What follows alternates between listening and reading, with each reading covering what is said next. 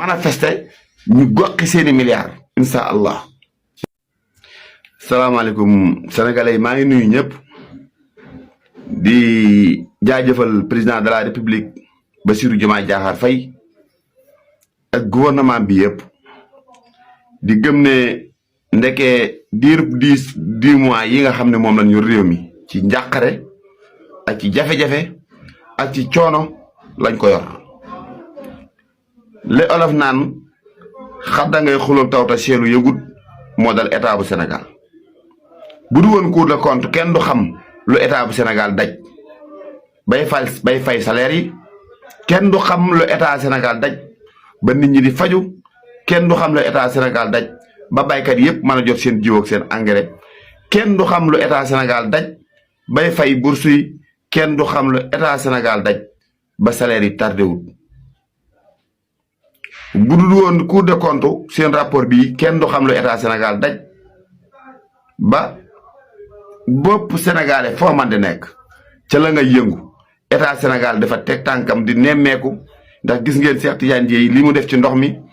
gis ngeen ministre de commerce yi li mu naal ak yeneen ministre ku ci mel ne Moussa Balla Fafana gis nga état Sénégal ñoom dañoo takkoon seenu biir pour sénégalais yi bañ a xam lu xew te Cour des comptes ñëwul bi Cour des comptes ñëwee nag la xamal sénégalais yéen ñii ngeen jiital ay jàmbaar lañ moo tax ñu mën a yor Sénégal fukki weer te déggu leen problème mu xaalis naam am na ci seen biir nga xam ne ñoom suñu baree lekk dañuy jox sénégalais yi ñu lekk suñu waree naan jox sénégalais yi ñu naan di xaar Cour des comptes ñëw leeral Sénégal diggante état bi fi jiite woon ak bi fi nekk waaye suñu maam Abdoulaye Wade la mu waxoon Macky Sall mooy dëgg ba mu nee dëmm la ñëpp weddi woon nañ ko waaye maa ngi doog a gëm ne Macky père Abdoulaye Wade la mu waxoon dëgg la ñun nag li ñu demandé état bu Sénégal bariwul bay wayut mbuus ndax ñun dañ leen a dénkoo suñu réew dénk leen suñu lépp ndeke ñun ñii ñu dénk suñu réew ñooy suñu noonu réew muy Macky Sall ak mbooleem ku mas a ànd ak Macky Sall li ñu demandé état Sénégal bala ñoo egg ci ñun wàcc ci terrain bi di mars ñu defal ñu ko mooy ñu jàpp mbooleem ku mas a bokk ci état bu Macky Sall dugal ci kasa bi sans explication amul pôle góor ñeeg jigéen ñëpp na leen boole ñuus leen ci kasa bi parce que am na jëf joo xam ne jëfi reewane dëgg la lii jëfi reewane jëfi maa tey la am réew xam naa sax man boo amee fukk nga sàcc ñaar wala ñett mais nga am fukk sàcc nga lebi fukk sàcc fukk yépp loolu dafa ëpp am réew war naa dem ba borom ëpp li muy gañe pour mois am réew na nga deme ba say bor ëpp li ngay xëy di gañe boo waree fay téeméer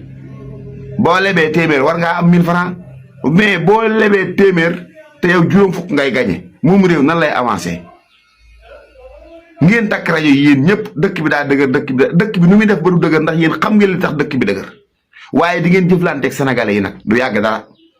mbooleem ku mas a bokk ci Macky Sall wallaahi nazim maa ngi woo sénégalais yëpp gatsa coono bii sénégalais yi daj Macky Sall la ñu ko teg ak gàngooram ak groupam ndax dégg ngeen Cour des comptes bi rapport bi li mu wax lépp li ñu détourné ci ay milliards ak ay comptes yoo xam ne dañ ko beroon nee neen état Sénégal ko moom dugal ci ay milliards yoo xam ne dañoo wëlbatiku jaaraat ci ginnaaw sàccaat ko dem bay jaay seeni kër yoo xam ne état moo ko moom sénégalais yi ñoo ko moom. ngeen ne da ngeen def conférence de presse lu ngeen di wax li ñu demandé nag mooy GIGN BIP na ngeen joxe ordre fu ñu daje ñoom ñëpp ngeen dajale ñëpp yóbbu ci kaso bi ndax association malfaiteur lañ te lu ne fàng kenn du ko jeex li ñuy wax état bu Sénégal nag procureur de la république li ñu koy ñaan mooy mbooleem ko bokk APR boo nekkee ci bit nan la dóor mandat d'arrêt boo nekkee ci réew mi nan la jàpp sans explication loolu la sénégalais yi bëgg sinon fii ak fan yu néew di ngeen gis manifestation boo xam ne état bu Sénégal du xam fu mu tàmbalee du xam fu mu yem parce que nag suñu réew ñoo ko moom képp ku fi sàcc alal réew mi dañoo war a taxaw ñun xeex ban jàpp la dugal la ci kaso bi nga delloo ñu suñu alal waaw dëgëraayu réew mi Macky Sall la de ak ñi mu àndal de ñii duñ sax ay nit moo tax ban ñàkkee nguur gi rek ñoom ñëpp ñu ne mëy kenn ku ne daw nga làqu ci fi ndax xam nga ne jëf ju ñaaw ju bon ji nga def Sénégal yàgg-yàgg dana feeñ te da ngeen démb da ngeen respecté woon Cour des comptes tey da ngeen a respecté woon Cour des comptes kon nag bu génne rapportam saay-saay bu mel ne Pape Malick Ndour saay-saay bu mel ne Abdou Mbow toog ci plateau di jéem a wengal waxi kii Cour des comptes ah magistrat yi ñoo waroon a saisir procureur ñu jàppi Abdou Mbow ak Pape Malick Ndour directement dugal ci kaso bi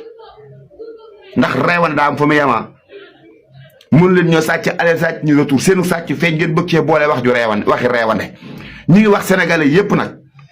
bu fekkee état Sénégal décrété wut am mandat d'arrêt pour président Macky Sall ak mboolem ñi mu àndoon ñu jël leen mandat d'arrêt indi leen ci réew mi ñi ci réew mi ñu jàpp ñëpp dugal ci rëbës gi jàpp génne booy yi ci kaso yi sànni ca biti ah jàpp délinquant yii jàpp raykatu nit yi jàpp naankatu deret yii dugal ci kaso bi bientôt Sénégal yi den wàcc ci tali bii di manifester ñu goqi seeni milliards incha allah